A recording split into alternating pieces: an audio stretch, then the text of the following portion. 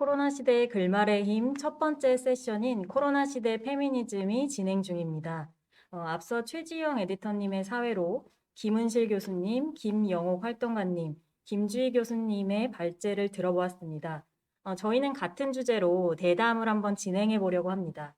오늘 대담에는 구술생애사 작가로 활동하고 계신 최현숙 선생님, 그리고 이태원에서 드랩 공연을 하고 계신 정글 선생님 모셨습니다. 박수로 환영해 주시기 바랍니다. 안녕하세요. 안녕하세요. 많은 분들이 이미 알고 계시긴 하겠지만 최현석 선생님부터 간단하게 소개 부탁드리겠습니다. 예, 간단하게 소개받은 대로 최근 한 10여 년은 구술생애사 작가라고 사람들이 부르고요. 그 전까지는 뭐 진보 정당 활동을 한 10여 년 정도 했고, 그 거꾸로 뒤로 가면 한 또 20 몇 년 정도를 사회운동을 계속 했었고, 그 과정에서 2005년부터 한 25년의 결혼 생활을 끝내고 여성의 꼬임에 빠져서 어, 여성과 같이 살고 하는 과정에서 또 동성애자라고 불려지고 퀴어, 뭐 성소수자라고 불려져서 그 관련 활동들이나 총선 출마 등등을 했던 사람입니다. 반갑습니다. 안녕하세요. 저는 현재 이태원 등지에서 드랙을 하고 있고요. 어, 네, 하나밖에 안 주어진 인생을 나름의 방식으로 실험해보면서 이것저것 해보고 있는 평범한 사람이라고 생각합니다. 두 분 이렇게 자리해 주셔서 정말 감사드리고요. 저는 오늘 사회를 맡은 정서연입니다. 현재 심포지엄 열리고 있는 이곳 플랫폼 P의 창작자로 입주해 있습니다. 앞선 발제를 들으신 분도 계시겠고 지금 알라디너 TV를 통해서 접속해 주신 분들도 계실 것 같은데요. 저희는 이 코로나 시대의 페미니즘이라는 이 책 내용을 계속 바탕으로 해서 현장의 목소리를 좀 더 들어보는 시간을 갖도록 하겠습니다. 선생님께서도 이 책에 한 포스트 코로나와 페미니즘 주제로 글을 한 꼭지 실으셨었는데요. 어떤 제목 글인지 또 어떤 내용인지 간략하게 설명해 주시면 좋을 것 같습니다. 예, 제가 이제 경향신문에 올해 칼럼을 쓰는데 그 5월 달, 그때 연휴 때 있었던 소위 이태원 사건으로 불려지는 그 사건이 이제 코로나19 상황 속에서 그 사건이 있었고, 그래서 그 사건에 대해서 뭐 그 이상한 언론들이 아주 아주 희한한 글들을 쓰고 하는 과정과 혹은 그것을 계기로 해서 정부가 소위 그동안 한 번도 호명하지 않던 게이나 성소수자 혹은 이태원이라는 지역에 대해서 굉장히 방역 관점으로만 나오는 그런 것들에 대해서 좀 비판할 필요가 있다고 생각이 돼서 그래서 그때 이제 경향신문에 아마 방역감시 사회 속의 키스와 섹스라는 제목으로 칼럼을 썼었고 나중에 이제 이 책을 기획하는 분들이나 필진 분들이 그 글을 좀 더 확장을 해서 그래서 책에도 같이 하고 그 판을 좀 같이 키우자 하는 제안을 받고 저도 동의를 해서 글을 더 좀 확장해서 써냈었습니다. 예. 이태원 지역에서 많은 코로나 확진자가 발생했을 때 성소수자에 대한 차별과 혐오가 좀 더 깊어졌다는 내용의 글을 실어주셨었는데요. 제가 보기에는 이처럼 평소에 수면 아래에 있었던 그런 사회적 문제들이 코로나 사태 이후 좀 더 취약성을 드러내고 있는 것처럼 보입니다. 그동안 가시화되지 않았던 우리 사회 약한 고리가 좀 어디였고 이를 보완할 수 있는 방법이 있을지 최현숙 선생님의 의견을 들어보고 싶습니다. 예, 우선 이태원 코로나 이전에 뭐 제가 보기엔 코로나19 사태가 그동안 이제 인류가 추구해 왔던 어떤 효율성 중심, 돈 중심, 성과 중심의 그런 발전 모델 속에서 이제 부닥친 어떤 전 인류적 사태라고 보여진다면 한국에서는 첫 사망자가 어디서 나왔느냐가 저한테는 굉장히 중요하게 생각되었고 첫 사망자가 누구였냐면 청도 대남병원 폐쇄정신병동에 20년 이상 갇혀 살았던 저랑 나이가 같은 남성 환자였어요. 근데 그분이 그 폐쇄병동에서 돌아가시고 나서 그 이제 바이러스 확진자라는 게 밝혀졌고 그래서 시신으로 이제 거기를 나오게 됐는데 그 사건 자체가 저는 이후에 코로나 바이러스라기보다 코로나 바이러스를 방역한다고 하는 그런 상황 속에서 우리 사회의 어떤 그 가장 취약한 것들, 낮은 것들, 열악한 것들, 소수자들의 그 드러나지 않았던 것들을 아주 거대하게 폭로하고 그 과정에서 그 당사자들이 가장 먼저 피해를 받는 그런 상황을 드러내는 상징적인 사건이었다고 생각이 되고 바로 이어서 그때 있었던 것들이 소위 중증 장애인들이 있는 장애인 시설들이나 노인들, 중증의 노인들이 있는 요양원들이나 요양병원들 이런 데서 이제 집단적인 발병이 벌어지고 이때 정부가 기껏해야 생각해낸 게 코호트 격리라는 거였죠.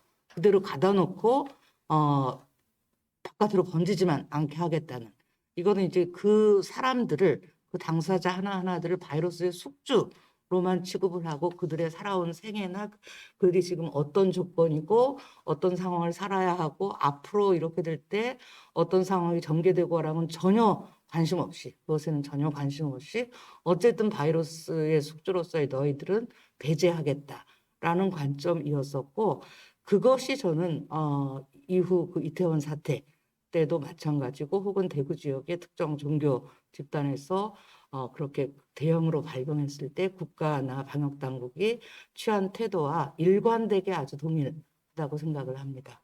예. 방금 말씀해 주신 것들을 봤을 때 언론의 문제도 저희가 빼놓을 수가 없을 것 같은데요. 그 이유가 우리는 미디어라는 창을 통해서만 세상을 보기 때문인데 그렇기 때문에 언론에서 코로나를 다루는 방식에 대해서 주목하지 않을 수 없을 것 같습니다.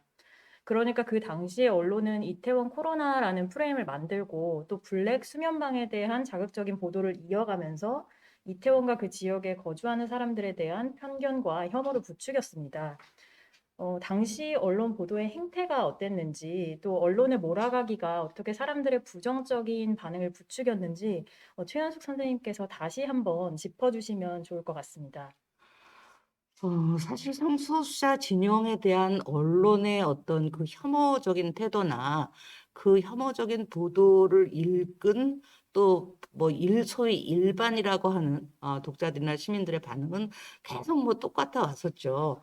그런데 이제 그 바이러스라는 다 같이 지금 공포에 떨고 뭐 어떻게 대응할지 모르고 있는 이런 상황 속에서 이태원에서 그렇게 이제 특정한 시기에 특정한 지역의 특정한 정체성에 의심받는 사람들에 의해서 더군다나 이 시기에 놀아나면서 밤새고 놀아나면서 이랬다는 것을 보도하는 그 언론의 행태들이 사실은 그렇게 주목한 언론의 시선 자체가 굉장히 문제였고 그중에 가장 문제된 기사가 뭐 어느 그 신문에서 나왔던 기사인데 심지어 이 기사는 5년 전에 그 기자가 한 말이 5년 전에 써놨던 기사인데 자기가 안 내보내고 있다가 요번에 내보낸다는 그 멘트를 붙이면서 나온 이야기가 뭐냐면 딱 자기가 그 바에 가봤더니 TV, 음료수, 자판기, 재떨이 등이 있는 평범한 휴게실로 보였다. 그런데 입구 옆에 놓인 입구에 이렇게 들어가니까 콘돔과 젤이 그 바구니에 한가득 잠겨 있는 걸 보고 이제 지가 놀랬다는 거예요. 그리고 마음에 들면 건드려보고 반응이 있으면 관계를 하고 거부하면 다른 방으로 간다. 그러면서 이거를 놓고 비난한 거죠.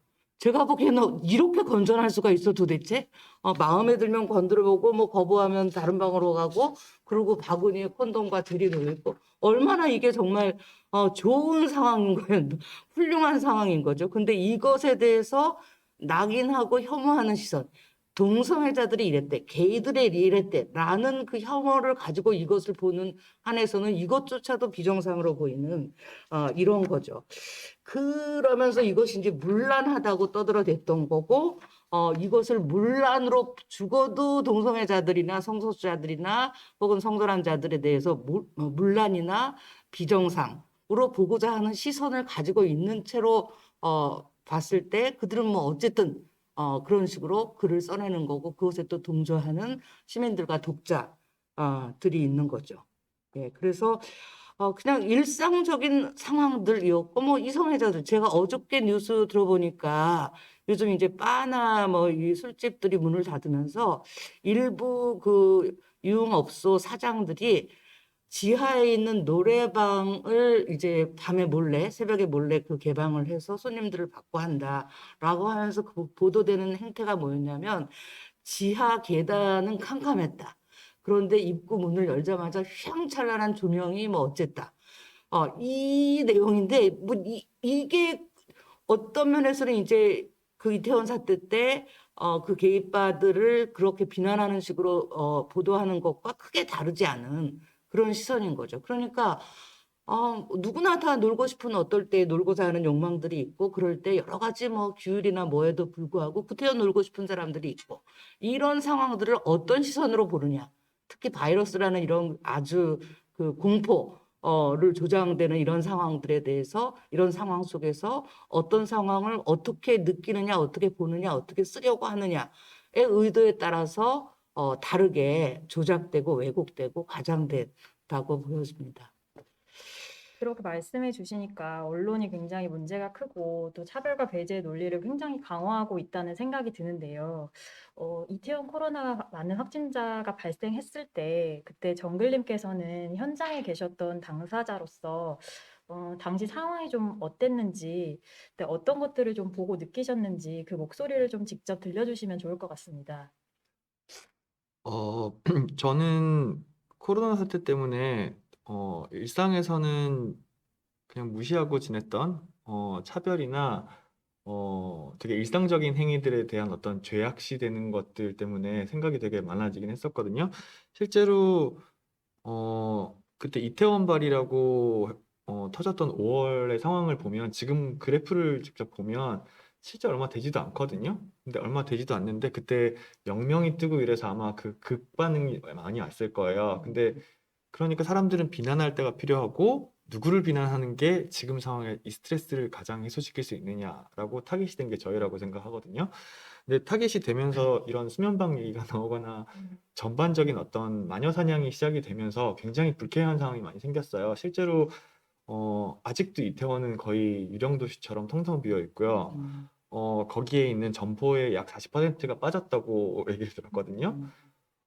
심지어 뭐 그 상황이 지나고 나서 이제 잠잠해졌거니 할 때쯤 되면 다 열었는데 이태원만 앞에 와서 카메라가 대기를 하고 있어서 문을 못 열게 한다던가 뭐 실제로 시민들의 분노가 생겨서 근데 그 분노가 실제로 실존하지 않았어야 할 분노들인데 우리가 타깃이 되었기 때문에 계란 세대를 받거나 뭐 밀가루 세대를 받거나 심지어 뭐 저한테도 그랬어요. 저는 이태원에 살고 있거든요. 이태원에 살고 있는데 오랜만에 보자 그래서 이태원에서 볼래 그랬더니 이태원은 좀 모두 이미 그게 바뀐 거예요. 그러니까 이거는 단순히 뭐 확진자가 나오고 그럼 확진자가 나왔을 때 우리가 대처해야 되는 상황은 실제로 치료를 하고 어떻게 방역을 제대로 하고 뭐 그런 치료 그 일을 처리하는 방법에 집중을 해야 되는데 그 비난의 화살만 쏘는 걸 보면서 뭐 8, 90년대 HIV 시대가 많이 떠올랐어요. 실제로 HIV는 실제로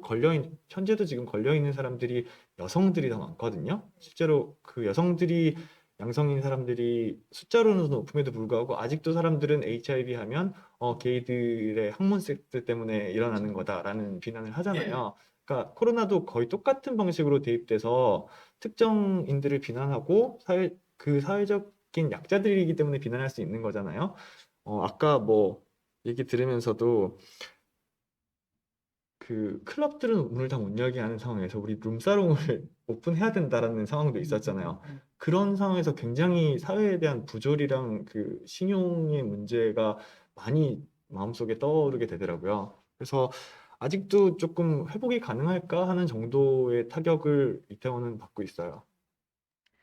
정글님 목소리를 직접 들어봤는데 앞으로도 계속해서 지금 들을 거니까 조금 그 실시간 채팅으로 또 정글님이나 최연소 선생님께 궁금하신 점 있으시면은 남겨주시면 저희가 답변을 드리도록 하겠습니다. 다음으로는 생체 권력의 문제를 한번 짚고 넘어가면 좋을 것 같은데요. 최현숙 선생님께서 이 기고하신 글에 생체 권력이라는 용어가 나옵니다. 그 생체 권력은 다들 잘 아시다시피 미셸 푸코가 이야기한 개념인데 그 인간의 신체를 권력이나 자본의 입맛에 따라서 좀 더 길들이고 규격화하는 것들을 뜻합니다. 그 코로나 감염 공포에 지금 시달리는 그런 국민들은 좀 더 큰 정부를 원하고 또 권력을 부여받은 정부는 방역이라는 그런 명목 하에서 국민들의 활동을 또 제한하기도 하고 그렇게 체온이나 뭐 혈압 같은 이런 생체 정보를 실시간으로 모니터링하는 그런 감시 체계를 가동하고 있습니다. 그렇게 해서 이제 생체 권력이 이슈로 떠올랐는데 이런 상황에서 감시 권력의 형태가 좀 어떻게 변형되고 있다고 보시는지 최현숙 선생님께서 말씀해 주시면 좋을 것 같습니다. 예, 생체 권력이라고 하면 코로나 이전에도 우리가 그저 일상적으로 국가가 시민의 몸을, 혹은 시민의 어떤, 성애적인, 그런, 어떤 활동들, 이런 것들을 어떻게 통제하고 싶어 하고, 어떤 것들을 배제하고 싶어 하고, 어떤 사람으로 만들고 싶어 하느냐, 어떤 성적 존재로 만들고 싶어 하느냐, 이런 것과 관련된 것들이죠. 대체로 뭐 학교에서 국민을 찍어내는 방식으로 무엇이 정상이다, 무엇이 건강한 시민이다, 무엇이 건강한 노동자다, 무엇이 좋은 국민이다라고 뭐 국민윤리를 포함해서 국민윤리 말고도 뭐 국어고 여러 가지에서 이제 그런 식으로 이제 교육을 하는 거라고 한다면 체육 시간도 그렇고 뭐 병원이나 군대, 종교 이런 데들이 또 국가에 못지않게 국가의 생체 권력을 같이 작동시켜주는 그래서 소위 뭐 착한 시민, 착한 종교인을 만들어내는 이제 이런 거라고 한다면 늘상 그 시민에 대해서 지배했던 그런 권력인 거죠.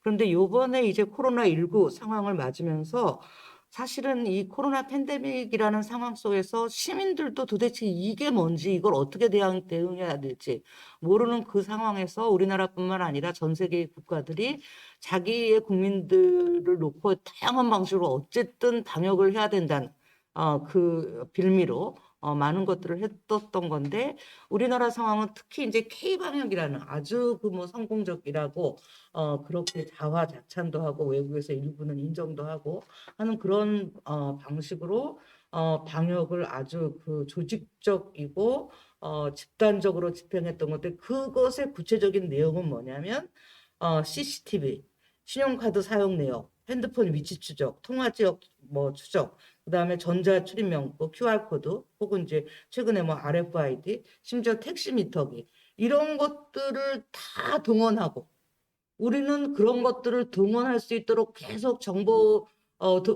공개 동의? 오케이, 오케이, 무조건 하죠.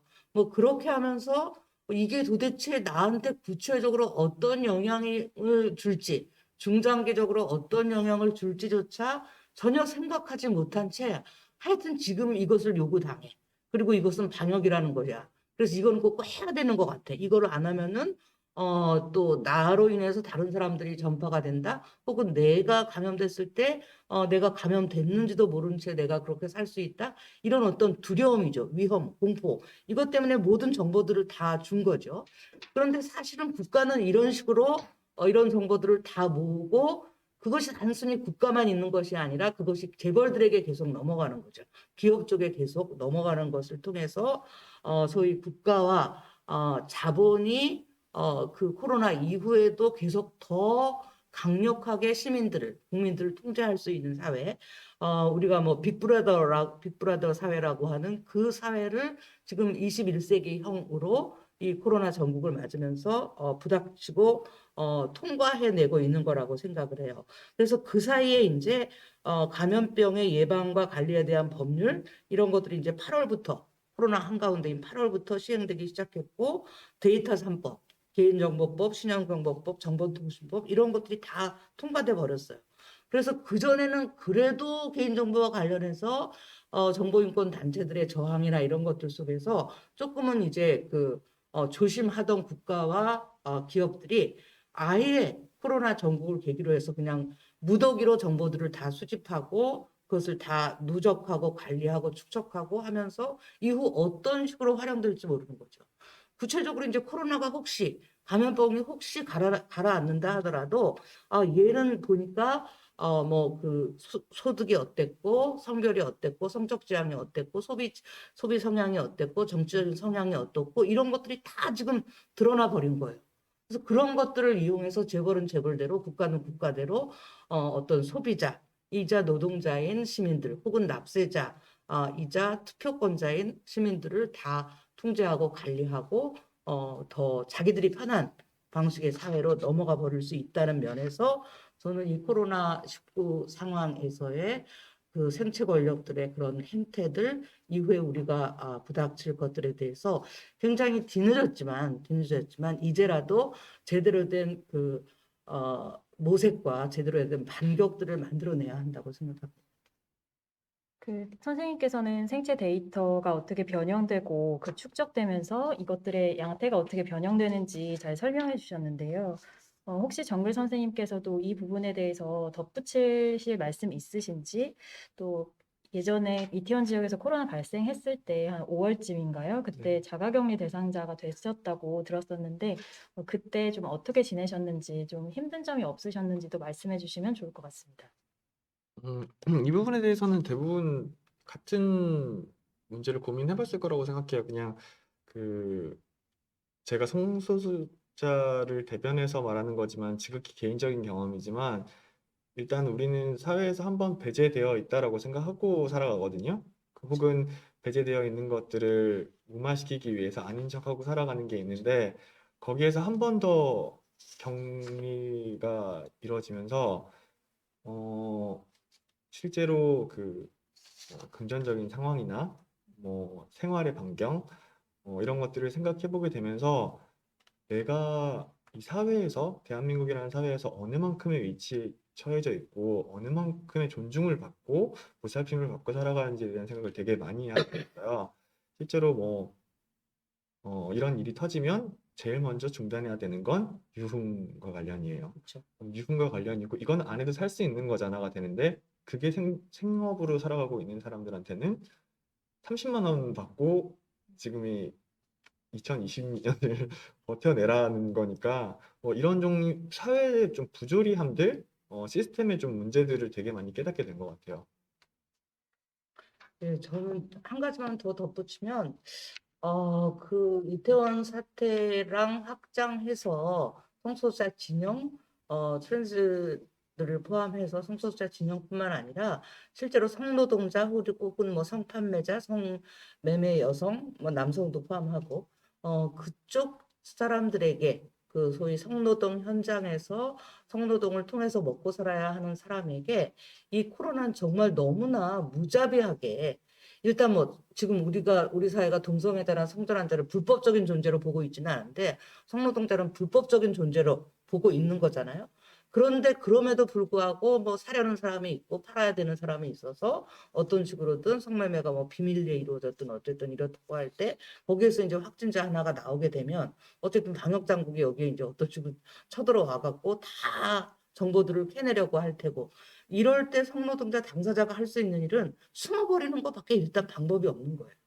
아무것도 보장되지 않는 속에서 성노동자라는 것 자체도 불법이어서 처벌될 수 있는 거고 게다가 또 성노동자인 게 드러나서 그거로 인한 낙인과 혐오가 더 확대될 테고 그렇고 또 이제 확진자이니까 또 생계 자체가 불가능해지는 이런 속에서 내가 걸렸는지 안 걸렸는지 모르지만 일단은 검사받지 않고 숨어버리는 이거로 갈 수밖에 없는 거죠. 그걸 비난할 수 없는 건데 그것 때문에 또 온갖 비난들이 더 몰려들고 이런 상황에서 정말 더 열악한 사람들, 더 취약한 사람들, 혹은 더 낙인과 배제 속에 살아왔던 사람들은 더 어려울 수밖에 없는 상황에 처했다고 보여집니다. 음, 저도 한마디 하면 실제로 어, 아까도 잠깐 언급했던 것처럼 이 문제가 생기면 문제를 처리하는 게 가장 중요한 일이어야 하잖아요. 근데 비난하는 것을 더 집중하기 시작하면서 우리 처음 이태원발이 터졌을 때 실제로 검사율이 굉장히 낮았었거든요. 근데 그때 정책을 바꾸지 않았다면 그 단체들에서 항의하고 그런 행위를 하지 않아서 그대로 정책을 이어갔었으면 아마 그때 숫자가 급격히 늘어났을 수도 있어요. 한 명이 슈퍼 전파자가 될 수도 있는 거니까. 근데 그때 그런 제도들을 조금씩 바꾸고 접근하는 방법을 바꾸니까 그게 미디어에서 보이니까 사람들이 그 마음을 놓고 검사를 받게 됐고 그래서 좋은 결과가 났던 것처럼 그러니까 자기들은 예방 차원이다, 자기들은 이게 우리의 최선이다라고 믿고 하는 것들이 실로는 아닌 경우들이 훨씬 더 많다는 그렇죠, 거죠. 그렇죠.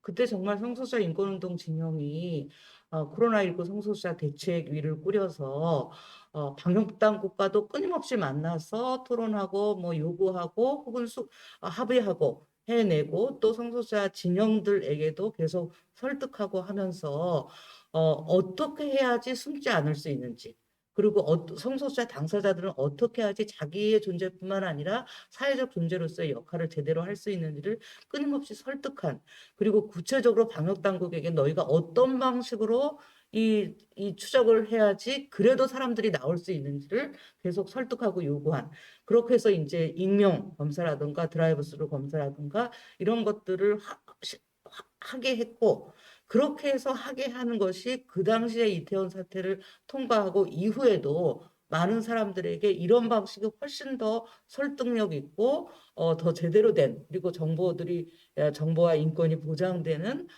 그런 검사라는 것을 이제 정부가 뒤늦게나마 깨닫고 그것을 확장하게 했다는 면에서 당시 성소수자 인권운동 진영의 그 대응들은 물론 그때도 정말 이런저런 막 갑자기 닥친 상황 속에서 많이 혼돈스럽고 힘들었고 했지만 굉장히 중요한 지점들을 우리 사회에 남겼다고 생각됩니다. 방금 두 분께서 문제 제기해 주신 부분을 지금 실시간으로 보고 계신 분들을 포함해서 많은 분들께서 공감을 하실 것 같습니다. 자기와 다른 것에 대해서 어떤 거리감을 갖는 것은 어떻게 보면 당연하다고 생각합니다.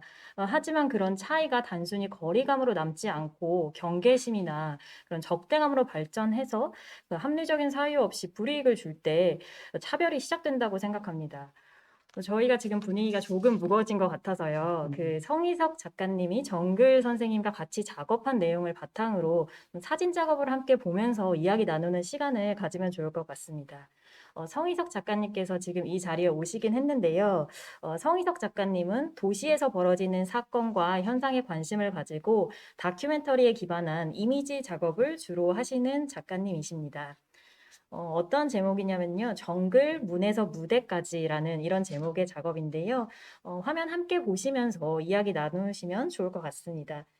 정글 선생님께서는 혹시 이 성희석 작가님의 사진 작업에 어떤 계기로 참여하게 되셨는지 좀 여쭤볼 수 있을까요? 5월에 이태원 그 사건이 터졌을 때 사건도 아니죠. 근데 여튼 그 확진자가 나오기 시작하면서 저도 검사를 받고 격리를 해야 했거든요.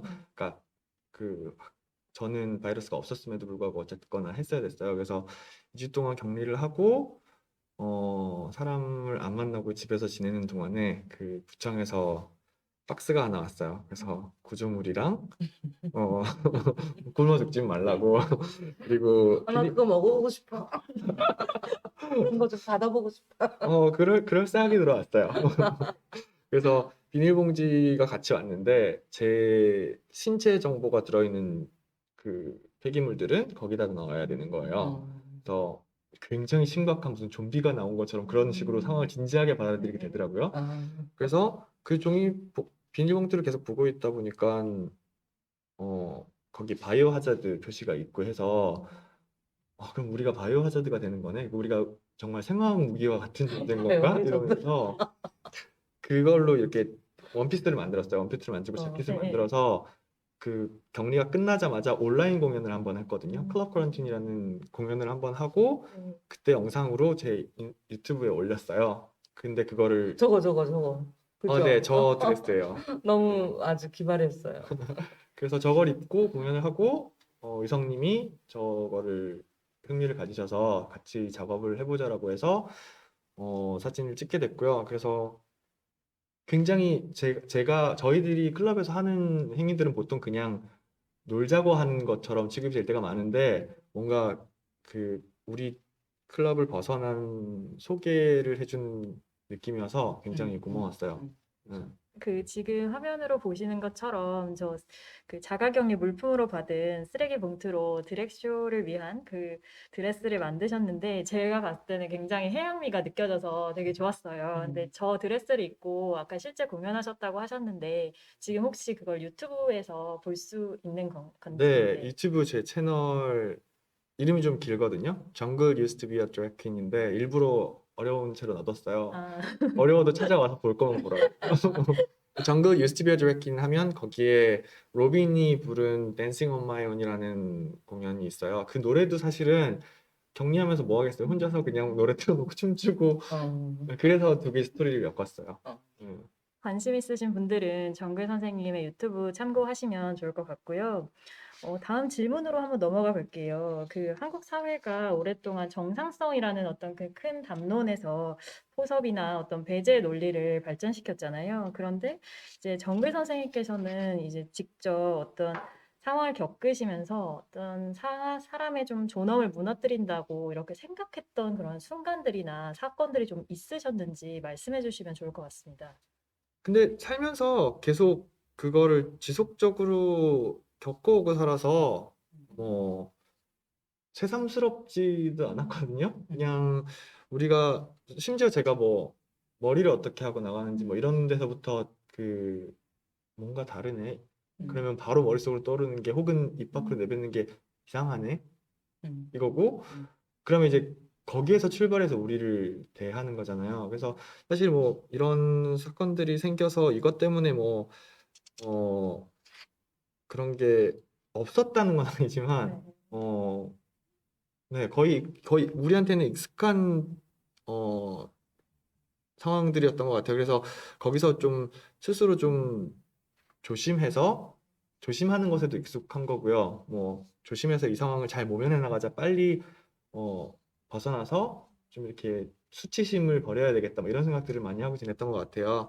근데 저는 개인적으로는 이 코로나 사태 때문에 수입이 완전히 끊기고 생활이 어려워지기 시작하면서 제가 하고 있는 일에 대해서 다시 한 번 더 좀 질문을 던지게 되더라고요. 그러니까 사실 제가 하고 있는 일을 제가 이해한 바로 얘기를 드리면 저는 평소에 자신의 정체성이나 자신의 어떤 자아를 표현하지 못하는 많은 사람들이 저희가 하는 걸 보고 그러니까 대리만족을 얻거나 우리 커뮤니티 자체를 약간 셀러브레이션하는 느낌이라고 많이 생각을 하고 거기에서 큰 의미를 찾거든요.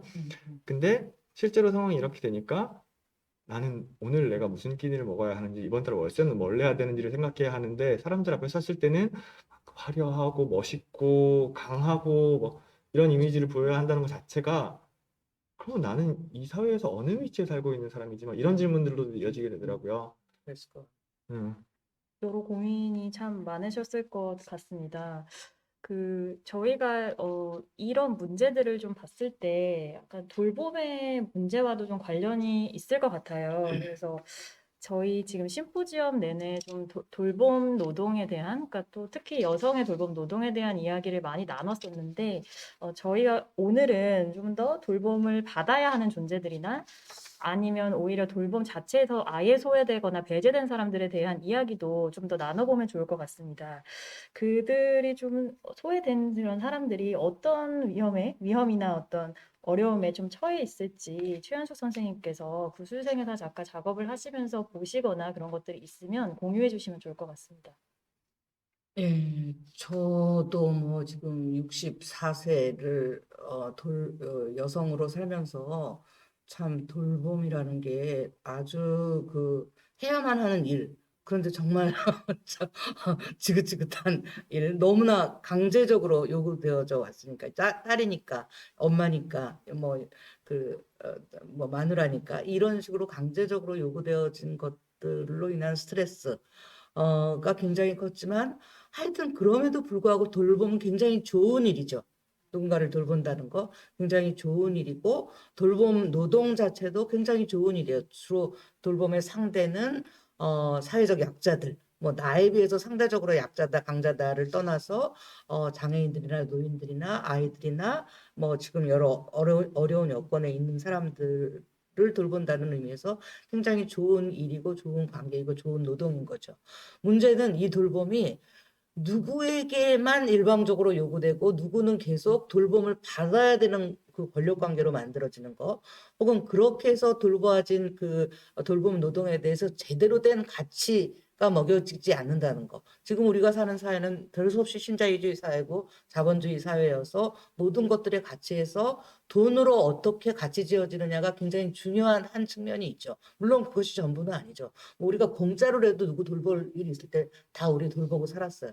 그렇지만 어쨌든 이렇게 그 끊임없이 주어지는 내 역할에 대해서 사회가 어떤 식으로 평가하느냐의 중요한 하나의 기준이 돈일 수밖에 없다고 한다면, 돌봄 노동자들이 얼마나 제대로 된 대우를 받고 있느냐, 또 여성이 집안에서 했던 그 무급의 여러 다양한 돌봄들에 대해서 얼마나 사회가 뭐 기업이 국가가 사람들이 제대로 이 가치를 인정하느냐의 측면에서 늘 불균형해 왔었기 때문에 이제 돌봄이 문제가 되는 거죠. 올해 이 여러 가지 돌봄과 관련해서 뭐 문제들이 많았지만, 제가 보기에는 제가 이제 올해 그 서울시 국가인권위원회에 참여하면서 지난번에 서울시 국가인권위원회가 한번 그 영유아 그다음에 초등학생들 이 코로나 속에서의 돌봄 문제와 관련해서 어떤 사태를 우리가 겪었고, 그래서 문제점이 무엇이고 이것에 대해서 어떤 대안을 만들 수 있는가를 한번 토론을 했었는데, 그래도 뭐 유치원에 가고 어린이집 가고 어떠고 하던 아이들, 그 엄마가 집에 있는 사람이든 직장을 다니는 사람이든 하여튼 이런 상황에서 이제 코로나가 벌어지면서 다 그 유치원이나 뭐 이런 데들이 스탑을 하고 학교도 스탑을 하고 모든 돌봄 노동자들이 뭐 방과 후 돌봄이나 이런 것들도 소위 방역이라는 이유로 다 스탑이 되는 상황에서 이런 모든 돌봄들을 집에 있는 여성들, 엄마들이 다 떠맡을 수밖에 없었고, 그럼 직장을 다니는 사람이든 안 다니던 사람이든 이것을 어떤 식으로든 뭐 지 새끼인데 어떡할 거예요? 내쫓아요?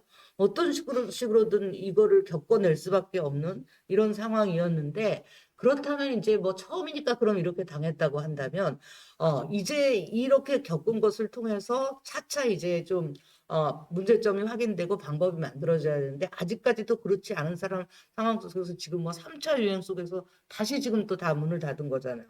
이런 것들이 굉장히 문제로 남아 있고, 또 요번에 본 뭐 의료 현장의 그 돌봄 의료 노동자들 정말 너무 많이 힘들었잖아요. 그리고 이런 문제들을 아까 말씀드린 그 영유아 아동의 돌봄들을 국가는 계속 이것이 교육부 담당이다, 뭐 지자체 담당이다, 뭐 무슨 여성부 담당이다 이런 식으로 계속 떠넘기면서 계속 어떤 정책을 만들어내지 못하는 이런 것들도 굉장히 문제였죠.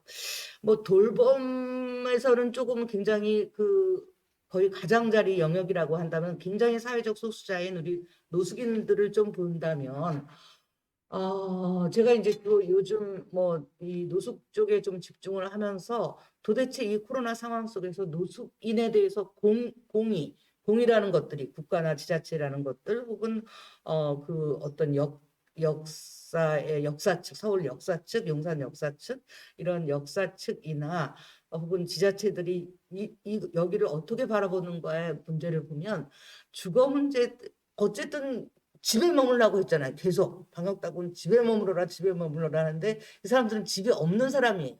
그래서 지금 노숙을 하고 있는 사람들인데, 그러면 집을 만들어줘야 되는 건데 집을 만들어줄 생각은 안 하고, 어쨌든 지금 여기 보이는 거에서 쫓아내는 거, 역사 안에서 쫓아내고 공원에서 쫓아내고 계속 길거리에서 쫓아내고, 더군다나 최소한의 밥은 보장되어야 되는 상황에서 그동안 서울시가 정말 공공급식을 턱없이 부족하게 하다가, 그리고 이제 개나마 민간단체나 종교단체들 뭐 이런 데들 기업들의 후원을 받아서 운영되던 그런 무료급식이 코로나 상황에서 거의 다 스톱이 됐거든요. 뭐 예산도 없어서일 수도 있고, 자기네도 방역 조심하느라고 그럴 수도 있고, 봉사자들이 안 나왔어도 그럴 수도 있고, 이런 상황이면 어쨌든 국가라는 게, 지자체라는 게 이렇게 바쁠 거 있는 사람들을 돌봐야 되는 거 아니에요? 자기가 국가고 지자체면. 근데 그것조차도 오히려 더 줄어들게 하고, 방역 때문에 많이 모이지 못하게 하는 거. 개나마 주던 밥도 방역 때문에 사람 숫자를 줄이기 위해서 뭐 어째야 된다. 하루에 3끼 주던 그 따스한 체험터 한 군데조차도 방역 때문에 사람이 많이 모이니까 2끼로 줄이고, 이러면서 노숙인들을 정말 바이러스의 가장 위험한 숙주로 취급하는, 요 1년 상황에서 노숙인 중에서 바이러스에 감염돼서 죽은 사람 한 명도 없어요. 그런데 딴 해뭐 작년에 비해서 노숙인 사망률은 지금 거의 2배에 가깝거든요. 그러니까 바이러스에 감염돼서 죽은 게 아니라 이런 식으로 배제되고 밀어내고 제대로 복지 정책을 안 하고 하는 속에서 더 많은 사람들이 죽음에 일찍 다다른 거고 혹은 죽음을 스스로 선택하는 이런 상황들이 뭐 돌봄이라는 의제와 관련해서 이번 코로나 전국 속에서 다 같이 막 휩쓸려서 겪어내고 그 엉망으로 막 굴러가고 있는 상황이라고 느껴집니다. 공공의 영역이 좀 축소되었다는 이야기가 좀 충격적으로 들리는데요. LGBT에 대한 문제도 물론 중요하지만 지금 말씀하신 것처럼 이를 좀 더 확장해서 우리 사회에서 노숙인 외에도 노숙인 포함해서 또 잘 언급되지 않고 있는 좀 배제된 존재들에 대해서 좀 더 말씀을 해주실 수 있으신가요?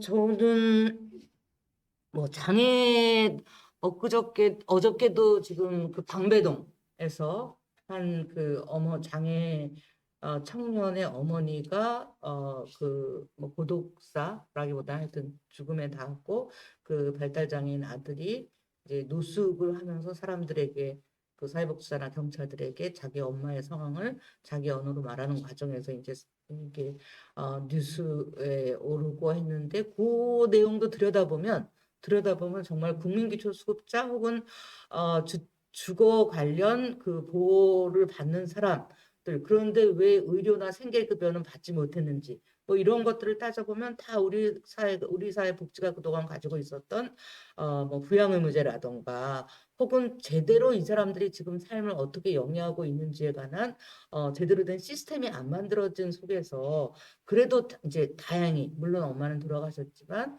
그는 다행히 그 발달장애 청년이 적극적으로 자기 목소리를 내는 걸 알아듣는 사람들이 있어서 이제 있었던 거라고 한다면 사실 이렇게 장애아 혹은 장애 청년과 장애 부모 사이의 문제는 우리 사회에 끊임없이 있어 왔죠. 많은 부모들이 장애인들의 부모들이 내 자식보다 하루 늦게 죽는 게 자기의 소원이라고 할 정도로 우리 사회가 장애인들의 문제를 다 가족에게다 떠넘겨 왔던 속에서 이 코로나 상황 속에서는 정말 그런 돌봄 노동자들이 거리를 둬야 되니까 돌보러 갈 수 없었고 그런 상황일 때 그 가족에게 특히 엄마에게 떠맡겨주면서 뭐 그동안 있었던 동반 자살들 우리가 정말 이 동반 자살의 문제를 옳다 그르다의 문제로 보기 이전에 하여튼 그런 상황들이 벌어지고 있는 것들이 코로나 상황 속에 더 심각해졌던 그런 것도 있었죠. 그리고 저는 보면 정말 올해 굉장히 주변에 제 주위에 굉장히 프리랜서로 일하는 분들이 많은데 그 공연 예술 하는 분들 어떤 그 예술 쪽 활동가들 뭐 퍼포먼스 하는 분들 전시하는 분들 뭐 이런 분들 지금 이제 정글님도 포함해서 그런 것으로 자기 업을 그래서 누군가 사람들 앞에서 공연을 하는 걸 통해서 자기 스스로도 살고 생계도 해결해야 되는 이런 사람들이 정말 아무런 대책 없이 물론 자영업도 굉장히 힘들지만 이쪽 사람들도 역시 정말 수입 빵인 상황을 견뎌내야 되는 그런 상황을 겪었던 거. 이것에 대해서 정부는 뭐 무슨 재난지원금이라고 몇 푼 이렇게 주는 그런 것들을 했지만 당사자들에게 뭐 거의 어떤 뭐 정말 언발에 오줌 누는 효과도 만들어내지 못하는 이런 것을 계속 가게 하고 또 하나는 좀 이게 있는 것 같아요. 그래서 이제 확진자를 계속 추적해냈죠. 뭐 매일매일 숫자가 어쩌다 뭐 이거 어디서 몇 명이 터졌다 이것만 정부가 발표를 하지.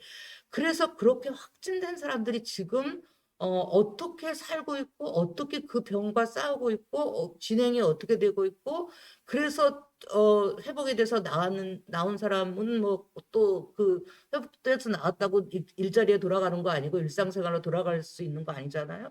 거기서도 계속 혐오와 배제가 있는 이 상황을 살아내야 되는 거고 혹은 어떤 사람은 치료를 받다가 죽었을 때 그 죽음이 어떻게 지금 처리되고 있는지 이런 것에 대해서는 아무 이야기도 안 한 채 그냥 숫자로서의 확진자 이거랑 또 하나는 이제 바이러스 숙주로서의 확진자 이것만을 국가나 언론이 그 관심을 두고 있는 그런 것들도 굉장히 문제라고 여겨집니다. 확진자들의 회복이나 또 일상에 대해서 많이 언급이 없다는 그런 말씀을 해주셨는데요.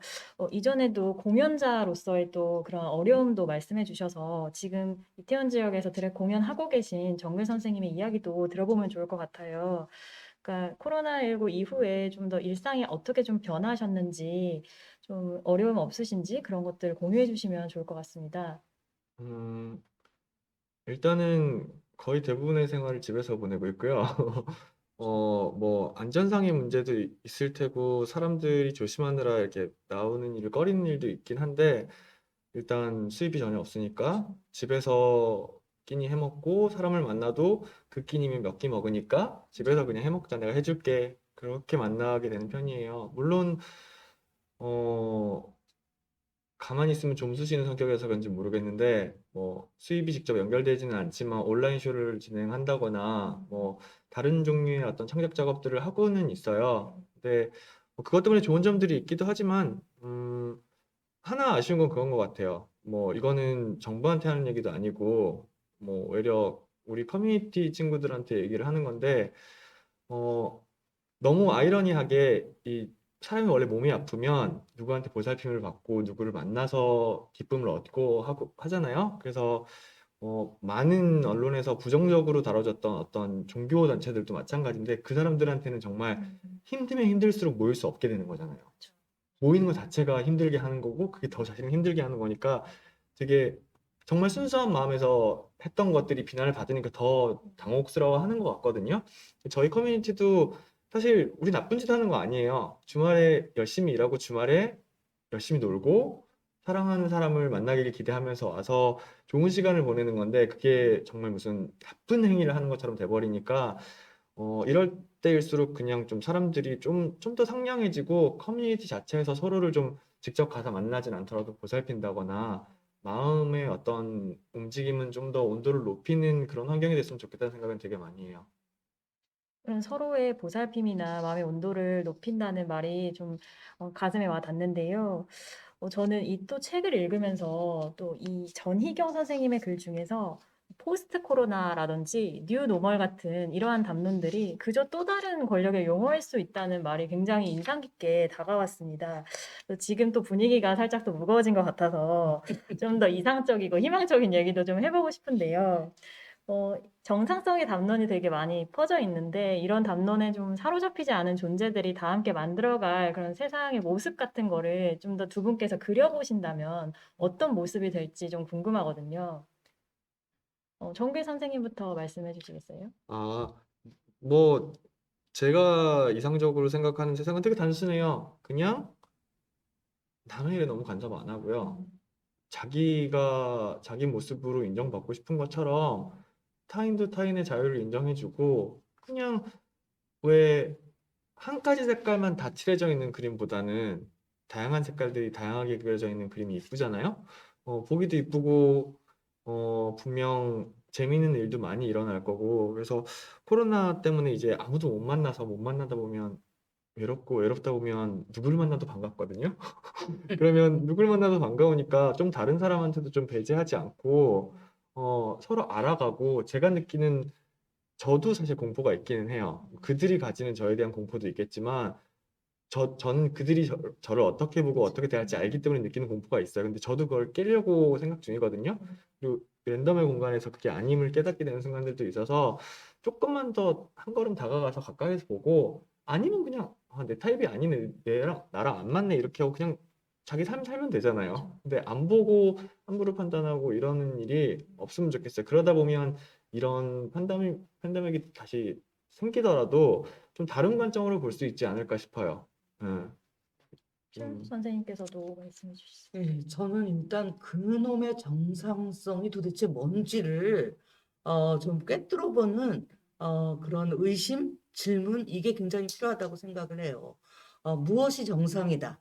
라고 하는 거, 뭐 이성애자가 정상이다, 혹은 뭐 시스템더가 정상이다, 라고 하는 그 정상이 누구에 의해서 만들어졌고 그것을 정상이라고 취급하는 걸 통해서 누구들이 이익을 보고 있고 누구들이 손해를 보고 있나 이런 것들을 보면 그놈의 정상은 그런 거잖아요.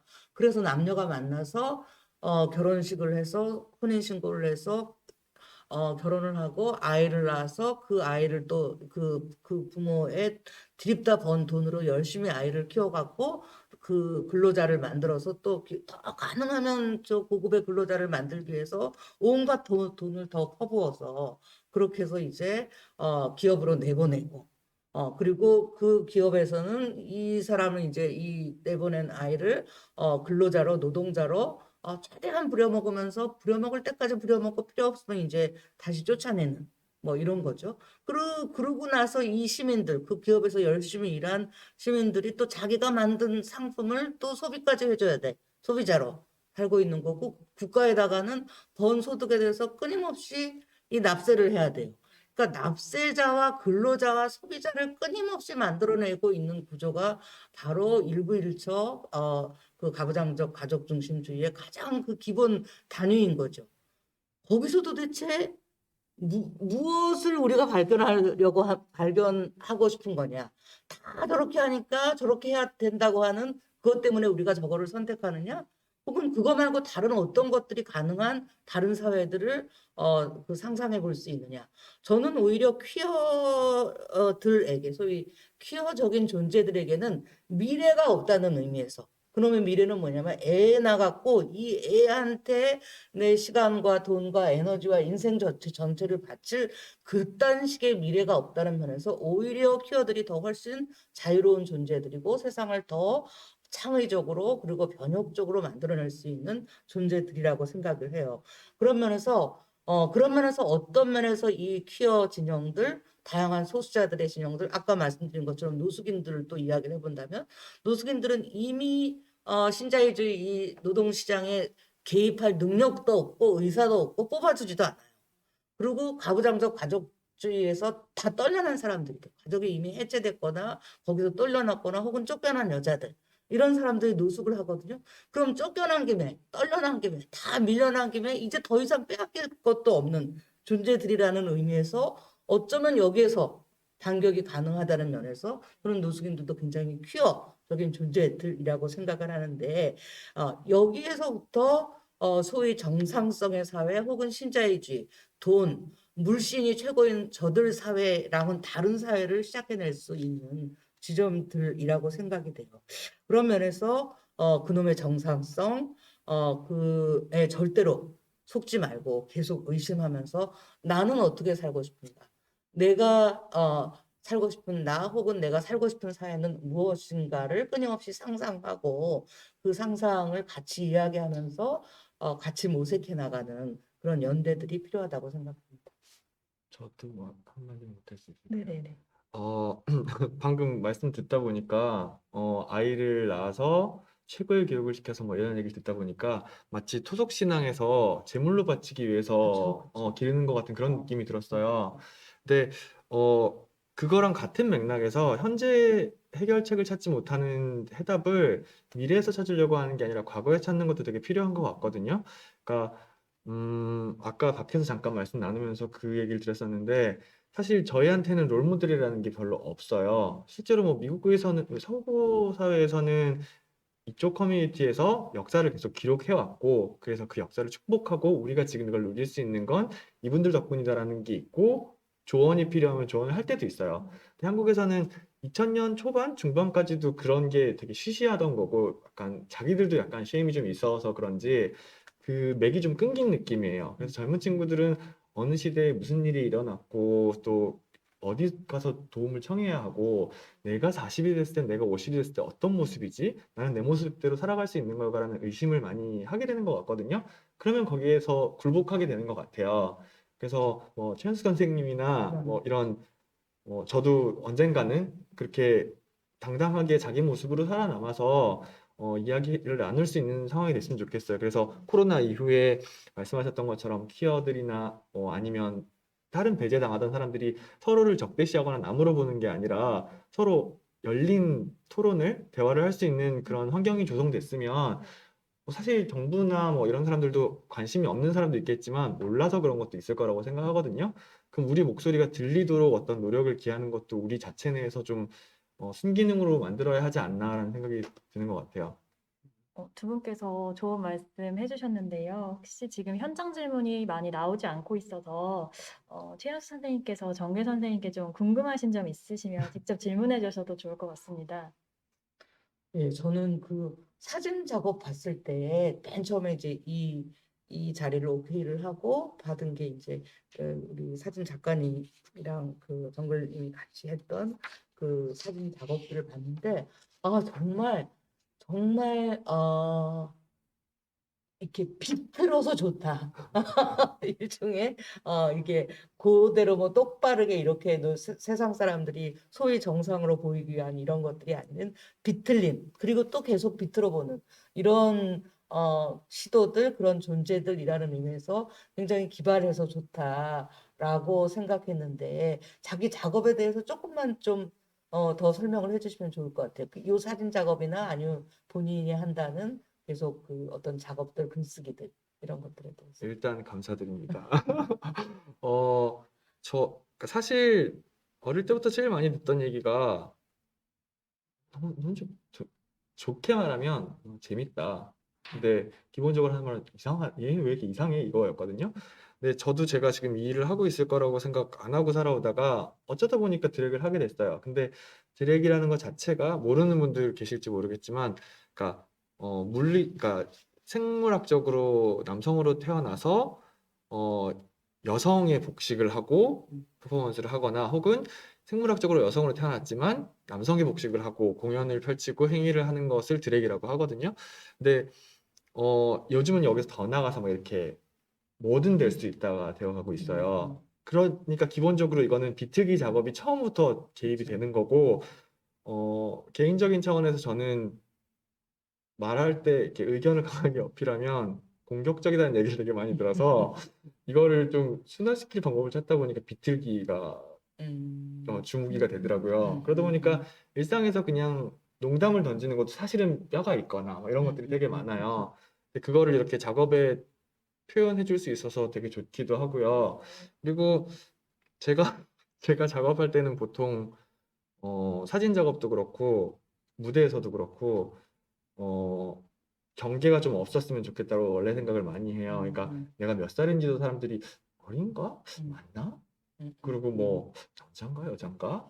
막 그런 모호한 지점을 찾는 게 좋은 것 같아요. 왜냐면 내가 어렸을 때 불편함을 가장 많이 느꼈던 지점이 그 모호함 때문이었는데 모호함 자체가 나쁜 것도 아니고 이상한 것도 아니고 그러면 많이 노출이 되면 익숙한 게 되니까 저런 애가 또 지나가도 아 그렇구나 이러고 넘어가게 되거든요.